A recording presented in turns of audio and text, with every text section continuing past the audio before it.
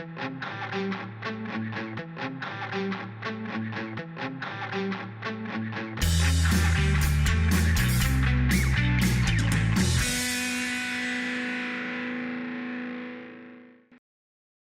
and welcome to FinTech Focus TV with me, Toby Babb. We are here in London for the AI in Capital Markets Summit, speaking to the very best names in the sector. Stephane, lovely to have you here at the AI in Capital Markets Summit. Tell us a little about yourself and the business. Thank you for having me. I'm Stephane Rioult, the CEO and founder of Opensee. Opensee is a data aggregation platform. We're in fact ranked by most analysts as the #1 risk data aggregation platform. It's all about scale, how much data, and consumption in real time by business users. What obviously comes on top these days is it has been built for users, for people, to make it easy for them, and that is translating in making it easy and reliable for agents to use now. Andrew, tell us a little bit about yourself and ipushpull. Thanks. My name's Andrew Capewell. I am the head of product at ipushpull. I've been in financial trading markets for about 15 years now, focused on product side for most of my career. I get really excited by solving front office problems, and in particular excited by finding problems to solve before finding solutions to solve the problems. Nikita, tell us about yourself and Genesis. Thanks, Toby. So Nikita Williams. I'm a director of strategic accounts at Genesis. I've been in Genesis for about 5 years. Genesis primarily has a development applications platform. We work with clients in 2 different ways. We either build solutions on our platform on their behalf, or we give them the platform and they can build their own solutions on that platform. The platform is sort of baked in with AI, APIs, compliance, security, all that sort of runtime stuff that's very relevant to today and AI. Usman, tell us a little bit about yourself and the business. Apex C3. It's now over 6 years old. That's gone quick, it's isn't really it? quick, hasn't it? Blink of an eye. So I remember it was the very, very early days in your garage during That's COVID right. that we first had you on the show. That's right. Yeah. And now here we are. Always in the news, always with new releases. Stuff happening. So, big data analytics, ingesting information, storing it, and then now integrated with our own proprietary AI capability. We're servicing asset managers, family offices, hedge funds, working quite closely with them. And the real focus has been how can we help them establish what we call AI sovereignty within the market, and maybe we can get into that. And it's my great pleasure to introduce you to Colin Strasser. Colin, how are you? I'm very well, thank you. It's a pleasure to meet you. Listen, lovely to have you here at the event. We're going to be talking a little bit, your booth directly over there, talking about Montrose Software. Tell us a little bit, first and foremost, about yourself and the business. So I am, as you said, the CEO and founder of Montrose Software. We're about a 100-person consulting firm. We focus on highly regulated environments, including capital markets and healthcare. I personally began my career on Wall Street. I was a software developer for Prudential Base and then Lehman Brothers, and moved into investment banking where I structured asset-backed securities. And once I began working on the street, I realized that they did not, this is how old I am, they did not know the internet yet. And you're hiding it well. So I left the street in 1995 to start an internet company, grew that up, sold that in 1998, and started another company. Montrose spun out of that second company when we decided to focus on capital markets, on highly regulated environments, healthcare, etc., as well as on mobile apps and enterprise systems. You've been on the stage today here at the summit, talking on a panel. Tell us a little bit of a few of the takeaways and what your panel was about first and foremost, and some of the things the themes that you want people to be going away and thinking about from your conversation. So our panel was really about what do you need to be AI ready for your data, which is a big question, I think. That's a proper topic. Everybody is thinking about that. You get that into an hour, did you? I think we could talk forever, and I think it's the right question to ask, because it's not about how you use it yet. I think this comes almost naturally if you're well prepared. So we all came back, I think it was 4 of us on the panel, we all concluded it's about the foundations. If you don't have the foundations right, the models can be as clever as they want, they can do a lot, and you're going to be stuck to a POC, to a proof of value, to kind of just playing on the side of a table, but not production grade. I think something that is quite crucial is that AI isn't a silver bullet. It's not magic. It is computer software, and it's a tool to help you solve a problem. Yeah. And one thing that sometimes people have been quite excited by, and some of the media have hyped up, is about automation taking people's jobs, and you don't need traders, and people can just use agents to solve all of these problems. And we're not there yet, if we ever get there. If we ever want to, as well. And if we ever want to, yeah, exactly. But where we are is a position where we can start to do exciting things that haven't necessarily been possible before, that we've wanted to solve and we've seen and should be able to be solved. What did you take away from that panel, that conversation? Yeah, so it was a lot about sort of the governance of AI and, how does that work in this new world? And I think the key takeaway really is that we cannot govern AI solutions or AI in general in the same way that we have deterministic solutions. So, previously, those, existing solutions are very much governed on what's happening now. It's a snapshot of right now. And, that's very easy for regulators and the like to go back and say, what happened 6 months ago? What happened 3 years ago? And there's this factual element there. Now with the advent of AI, that's much more difficult to do, right? Because it's all about sort of, how do you know how the model got to that decision at that particular time? So it's very much now around observability, taking snapshots, auditing things, making, timestamps, everything. So that at that point the regulator comes to you, says, why did the model make that decision? There's obviously a load more data we must go through, but enough data, enough of that should have been recorded so that you can kind of understand what the model was thinking about at the time, how it came to that decision. It's very different, and I think that's sort of what everyone's grappling with at the moment. Those old rules do not apply anymore. Data privacy, and essentially there's a concern that data that shouldn't be leaving our perimeter is leaving our perimeter. Going to frontier models. That although they promise not to do anything with it, the data companies don't want us to be sharing that data.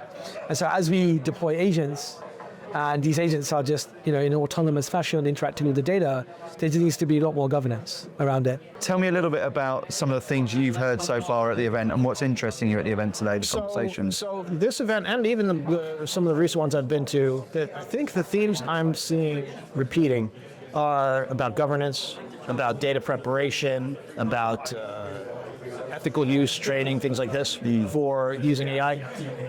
One particular speaker that I thought was interesting at the recent talk did mention shadow IT, which was an old throwback term. He was talking about it in the context of Excel. If 20 years ago you were in IT, you might remember when there would be these rogue Excel spreadsheets running around all sorts of places all over an investment bank, for example, on the trading floor, in the M&A department, and they'd get copied and they'd get modified and they'd get reused. There would be no source control. There'd be nobody even knew who made the original. And they called that shadow IT. And we used to make quite a bit of money actually trying to turn those things into systems. And somebody mentioned that today in the context of AI. And they said, this is the new kind of shadow IT, right? People are using these tools to do their work and without necessarily the guardrails and the governance and the structure on top of it. So that was an interesting twist on what I've been hearing as the themes now and at other events. And frankly, it's the reality. Right? We're seeing it at our clients all the time. It's both from the grassroots level, at the people doing the work, whether they're doing software development, whether they're quants, whether they're even investment bankers making presentations and pitch books. They're using these tools. Right. Whether the firm is ready for it or not. It's happening. And then simultaneously, the other thing is it's coming from the top down. Like the CEO or CTO is saying, hey, where's the token usage, right? We want to see everybody using X number of tokens at least, and using that as a metric for productivity somehow. So that's what we're seeing. Talk to me about what you're most excited about solving, and what's most exciting about what AI brings to this space at the moment. Yeah, absolutely. As I mentioned, we've had this problem that's existed around this unstructured chat data coming into people's desktops, not being able to use it in any meaningful way. The first and most obvious use case for that is automating things on the desk, where you've got very experienced, very expensive people doing admin work, essentially, of manually typing into back office systems that were built in 1997 and haven't had a UI facelift since. They're not easy to use, they're complicated, they look awful, and they waste a lot of time for very expensive individuals that could be spending that time focused on trying to find extra alpha, trying to find to doing additional trades, and sometimes it's even as bad as they're put off by doing extra trades, or they're put off by moving into quick positions because they know they're going to have to do a load of admin because of it. If we can take some of that admin away, then we do see people being able to do more, to execute more. You see them being able to mark better positions because they're willing to do it. Then they don't have that overhead. Humans are fundamentally lazy, but if we can make them do the exciting bit of their job more, I like it when I get to do the exciting bit of my job rather than filling in forms and writing out HR surveys and whatever else. I like it when I get to focus on the really cool bit, which is talking to customers, understanding their problems, thinking about how we're going to solve it, working with developers and delivering something that actually works. What's really exciting you about AI in this capital market space? I think the concepts of AI have been around since the 50s, right? But it's only, I would say, since the last 2 years where we've seen that they've been applied in a way where suddenly there was this test called the Turing test, where you would ask it a human-like question, and you're waiting for the AI to respond in a human-like form, such that you don't even know it's a human. That only over the last couple of years, the Turing test pretty much passed. And when that happened, you immediately, as a technologist, realize, there's a huge opportunity now around automation, doing these big tasks that typically were very complicated. Now you have to start to automate them, right? What's really exciting is, for me personally, is the open source community. Right, so AI in the open source world, although it's pretty difficult to interact with because it's complex, because we're from that world where we love complexity in that sense, being able to take a model from the open source world, evaluate it, benchmark it, train it, right? Show that you can control it. Writing your own agentic code to interact with it, doing that at scale, right? Connecting it to data sets, running analysis, producing analytics, making the user more productive. That's what it's always been about. Helping the user surface the signal from the noise. Now we can do that at scales with this capability. And it's all within our control. You can do it in a way where you're not dependent on any. So that's really tough. There's a real excitement around what's happening in this sort of space. Tell me what's exciting you. What do you feel the big opportunities are at the moment?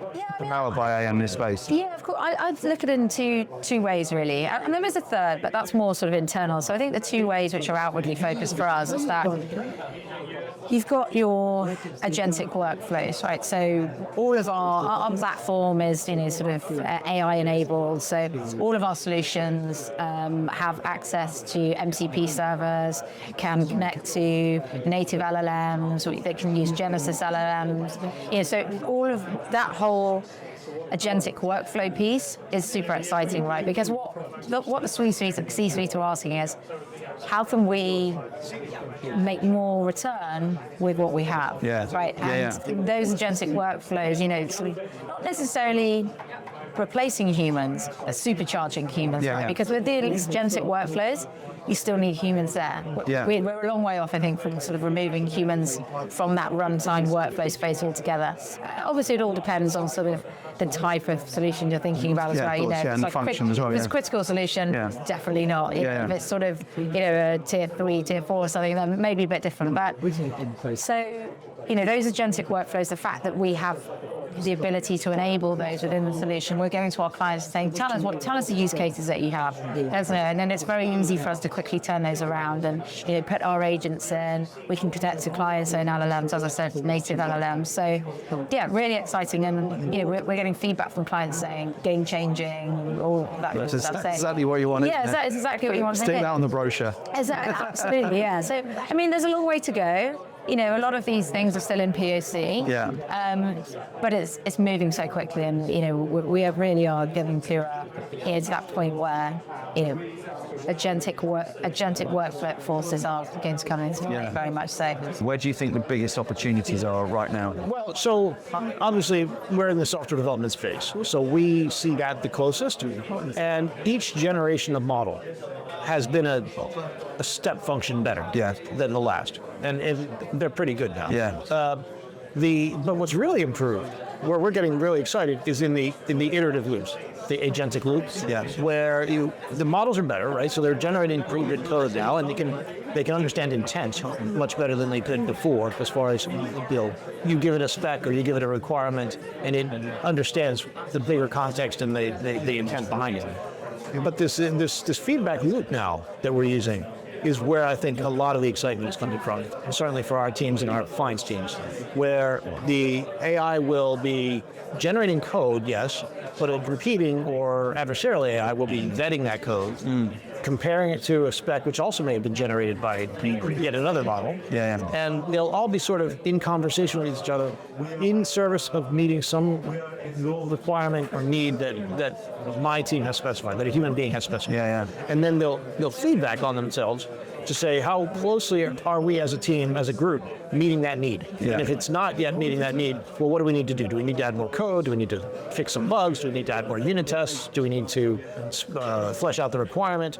Do we need to improve the architecture? And when I say we, it's mostly these agents doing it with supervision, obviously, from a human being. But just to say, hey, we stay on track. Don't get sidetracked or off the rails into this other area, which, okay, still does happen, but they're getting done. Tell me what you're most excited about AI and capital markets at the moment. Yeah, I mean, I think this puts a glue over all the old value that us, but I think many other vendors probably, and even obviously our clients themselves can do. So everybody has tried to make things simpler, automate, and there was a limit of how much we could do it. And now this LLM, this agentic world, gets us a chance to kind of go to the next level. And again, don't go too fast. Don't believe that agent's going to do it all for you. You just throw it at it and it's going to come back, because there's definitely some of that thinking, isn't there? Yeah, and it can be, you can have this impression to start with, because you would do a kind of decent job on a one-off. It's super impressive. But this step from a decent job to a perfect world to a repetitive job is a big difference. And I think it's good to motivate people just to see what it could do. But do it at scale for hundreds of people, for regulatory reports, make decision on your capital based on that. That's a slightly different game. And this is where I'm excited about. I mean, I've always loved what we did. I've always loved the innovation we were in. But this year, to me, was a big game changer. I'm almost a spectator, because obviously I'm not developing myself, but I'm super impressed with what we're able to achieve. And in fact, it's just the cherry on the cake of everything we've built the last 10 years, which makes everything having a sense. I don't know if it's a coincidence, we're super clever, a combination of both. We provoke the coincidence, but it is quite amazing what this can do if you start at the right level. Yeah, absolutely agree. But there's also challenges around it, and we're seeing people run into various different issues, from token burn to actually the adoption internally, etc., etc. There's obstacles in the way to mass adoption within the capital market space, not least of all from hallucinations, being approximately right, everything else in between.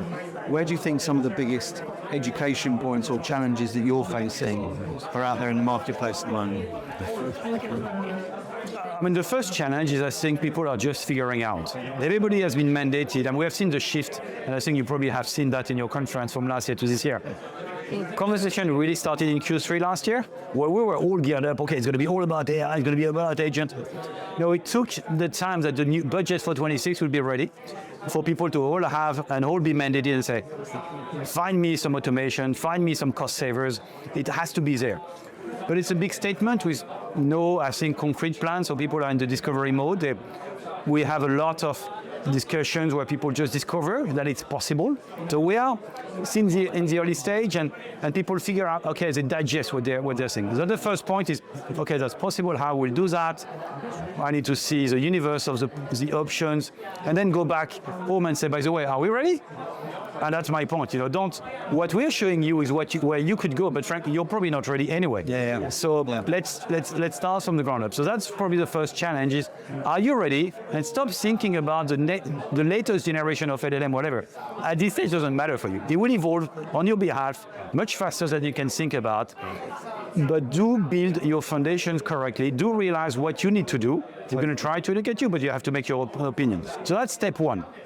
Let's assume you have done it, or maybe you have done it in a small area, not the entire enterprise. Then you're about what are the most credible kind of ROI-based use case, trustable, and ROI and trustable outcome are sometimes conflicting with each other. You think you're going to have a great ROI, but in fact, you can't bring it to production because you're not fully trusted. So what are the best use cases to perform?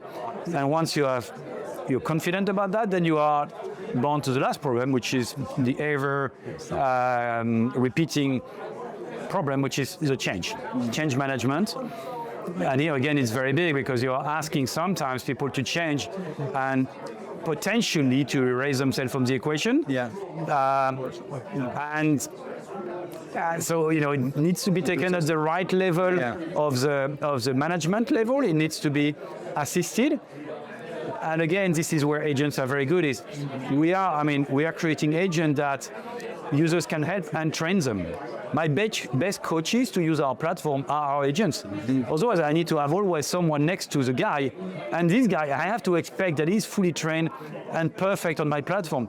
The agents, I tell them once and for all how it works, he's going to repeat it. So that is in itself, there is a bit of positive loop in that. But you will always also face some resistance from some people that feel it's a threat or don't feel comfortable. That I think will remain inevitable.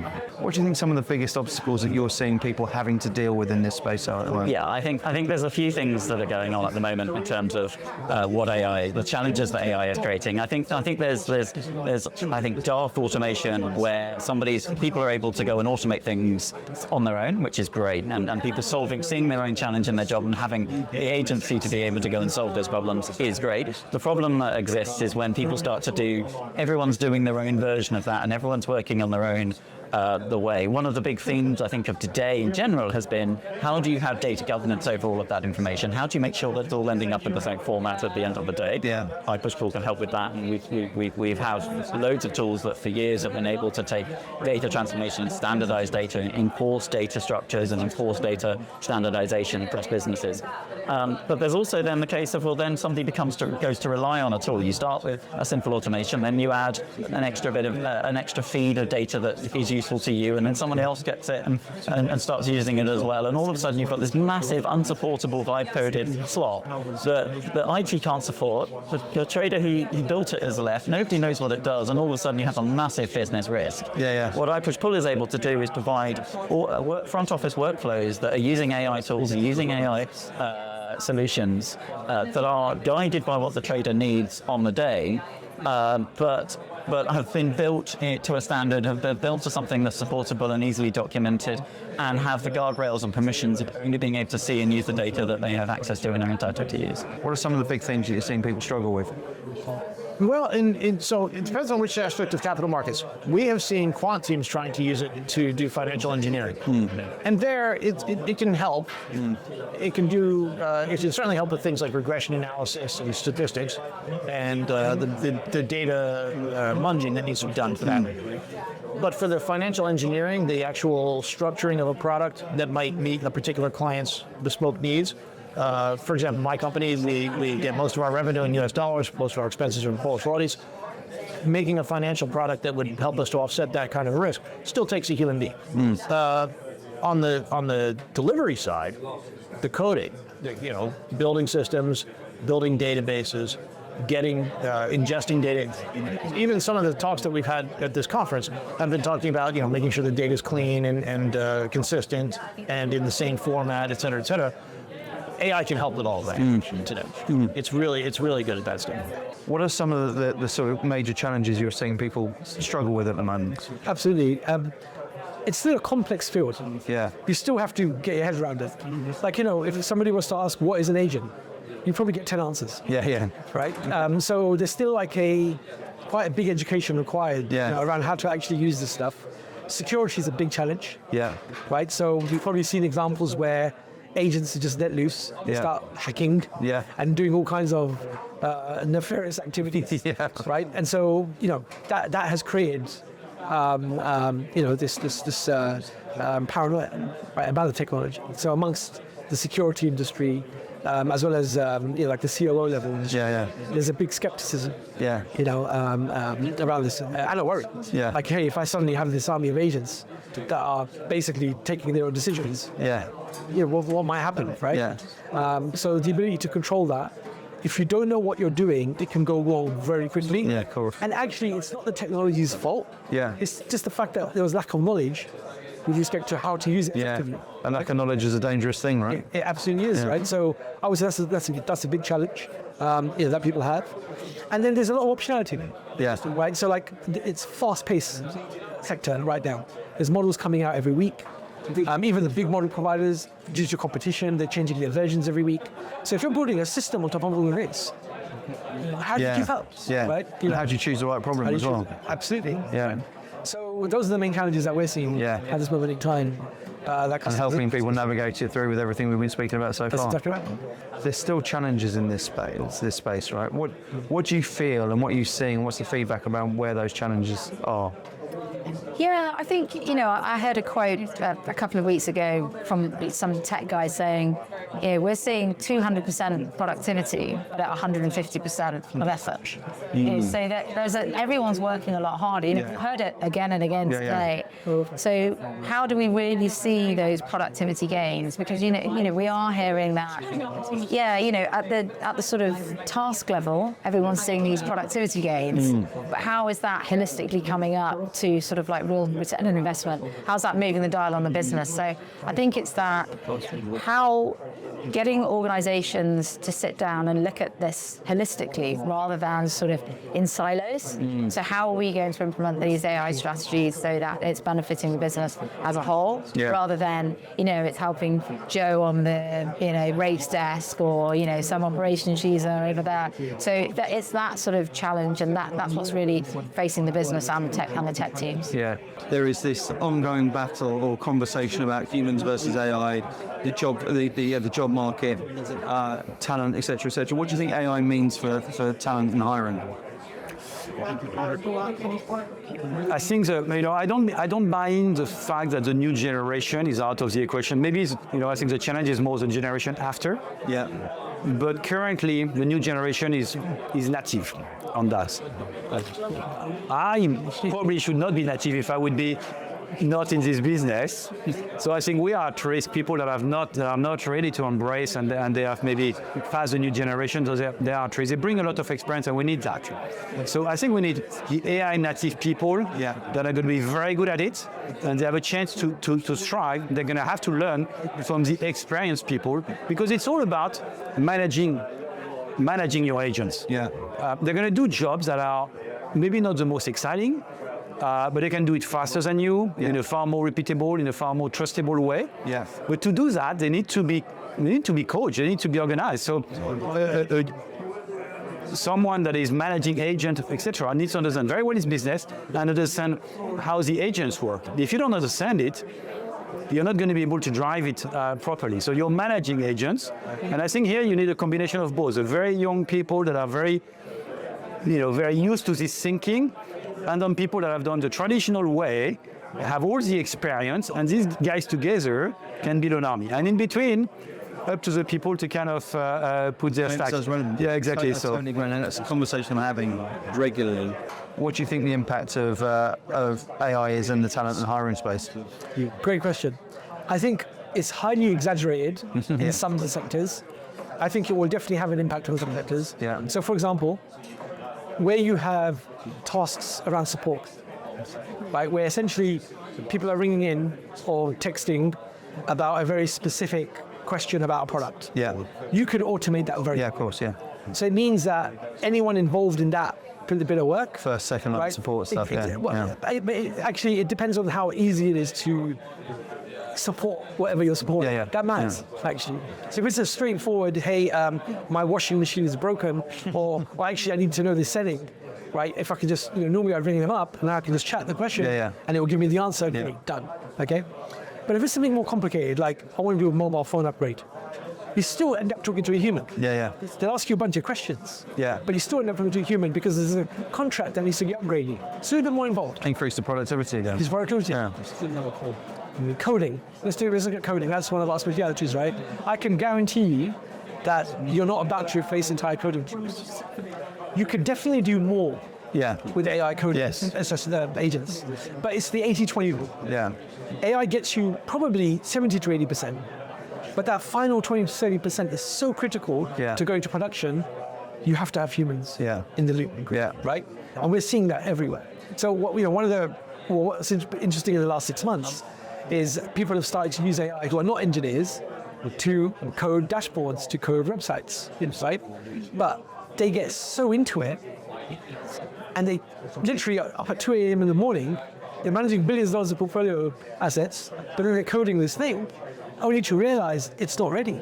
And then they keep going into it. And what you're reading about these days is AI burnout. Yeah.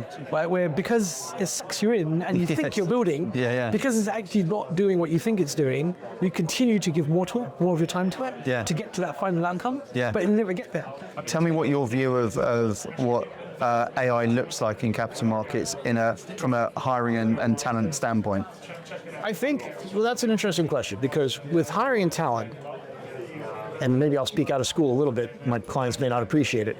I think that some companies are making a mistake. They're saying, because of this on-the-loop mentality, you basically need to be a really good manager to oversee this kind of technology effectively. They have slowed down their hiring of entry-level folks. Right? So we're seeing continued demand for people with expertise in domain and in the technology. But some people think that we can get rid of or slow down on the entry-level folks. I think that's a mistake for a couple of reasons. A, those folks in 5 years' time are going to be your mid-level to senior-level people. Right? Unless they're never hired. They don't get that. B, those folks need to learn how to do things manually before they will be effective at having an AI doing it. It's the tools are too powerful almost for people without the experience of what should be done and how it should be done before the tool existed.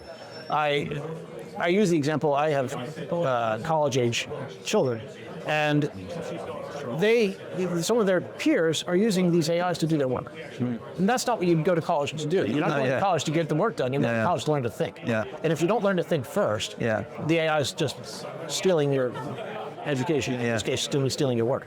So I think that these entry-level positions, I think they should be hiring for them. I think they should be teaching how to do things manually so that then they can use an AI effectively to become the more advanced. I love that. Tell me a little bit about what you think AI in capital markets has on a human talent front.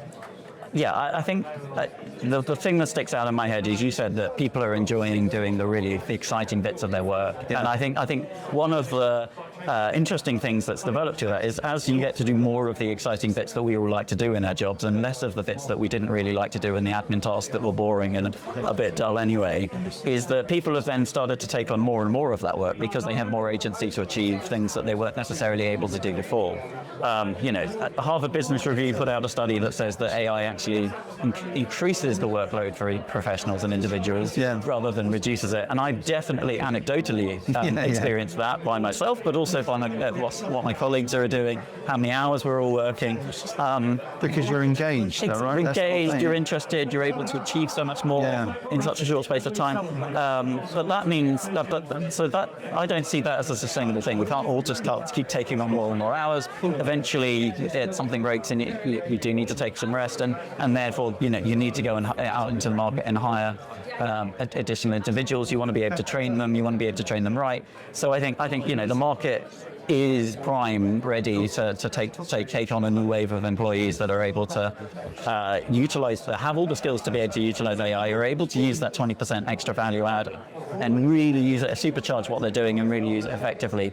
But I certainly don't see AI taking over all of our jobs anytime soon. In fact, it's the classic case of there probably being more AI work because of it. And I think the classic example is always the 20 years ago social media manager didn't exist. Yeah, exactly. Now everyone's a social media manager. And I think AI the one job I think I heard today that I've never heard before, but probably will become a thing, is going to be the forensic AI analyst of what did the AI do here? Let's go through it. Let's go through all of the logs and find out what the chain of thought was, and can we find out what it's done? That's going to be a job. Tell me where you sit, what your thoughts are on AI's impact on talent people hiring. Yeah, I mean, look, I definitely don't think it's at Armageddon. We've just spoken about the fact that everyone's working so much harder. Yeah, exactly. And I'm not seeing huge redundancies. I mean, I think where we are seeing redundancies, actually they're less about AI and more about sort of leverage and things like that. Right? So I do think that there is a place for, bringing people in early, helping with some of that sort of, understanding how to govern AI, so they're learning the ropes at an early stage. So, yeah, I think it's a case of maybe the juniors or, the entry levels aren't doing what they used to do, but there are different roles for them that they can use within the AI space just to learn in a slightly different way to how you and I did. I definitely don't see it as Armageddon, no. I think there's a lot of opportunities, and I think, we're a long way off being at any point where people are losing jobs. Yeah. Thank you for listening to this episode of FinTech Focus TV. We hope you've enjoyed it. AI in capital markets certainly seems to be the buzz, and we look forward to speaking to you all again soon.